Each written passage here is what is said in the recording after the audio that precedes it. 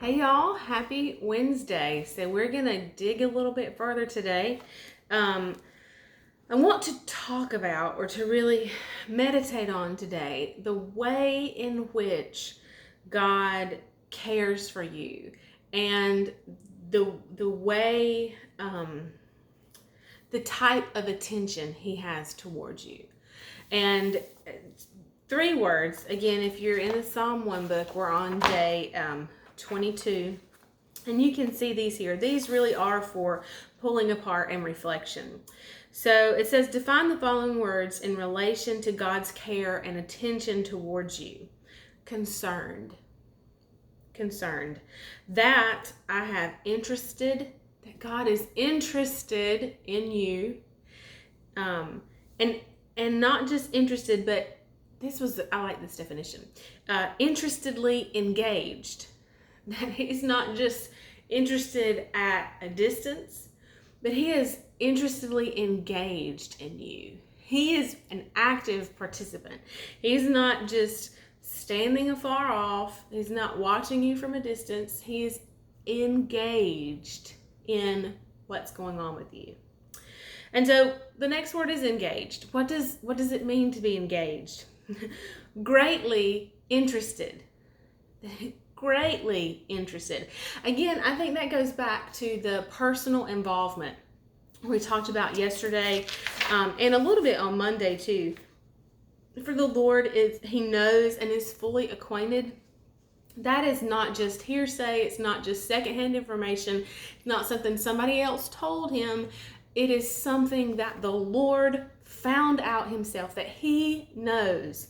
He was aware of it when it happened. He cared enough to be engaged in knowing you and your path.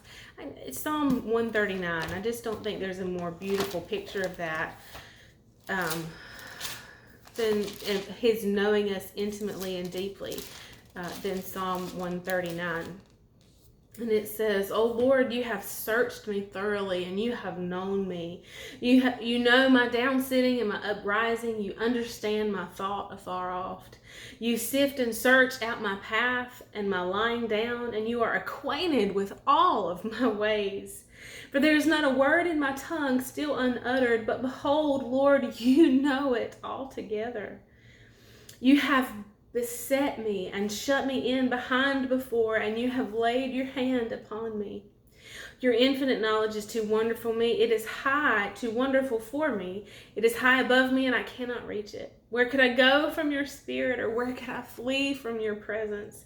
If I ascend up to heaven, you are there. If I make my bed in Sheol, you are there. If I take the wings of the morning or dwell in the uttermost parts of the sea, even there your hand lead me, and your right hand shall hold me. If I say, surely the darkness shall cover me, and the night shall be the only light around me, even the darkness hides nothing from you. But the night shines as the day, and the darkness and the light are both alike to you. For you did form my inward parts, and you did knit me together in my mother's womb. I will confess and praise you, for you are fearful and wonderful and awful wonder. And for the awful, then being in awe, not awful, terrible, but the awful wonder of my birth. Wonderful are your works, and that I know quite well. My soul knows well. My frame was not hidden from you when I was being formed in secret and intricately and curiously wrought, as if embroidered with various colors in the depths of the earth. Your eyes saw my unformed substance, and in your book all the days of my life were written before ever one of them took shape. How precious and weighty also are your thoughts to me, O God, and how vast the sum of them. If I could count them, they would be more numbered than the sands. And when I awoke, I could count to the end, and I would still be with you. You would still have more thoughts towards me. Oh, his goodness, and how deeply he knows you. how deeply he knows you. That's just a beautiful passage, and it fits so perfectly right there. We're at 5 minutes, and we will pick up here again tomorrow. I'll see you then. Bye, y'all.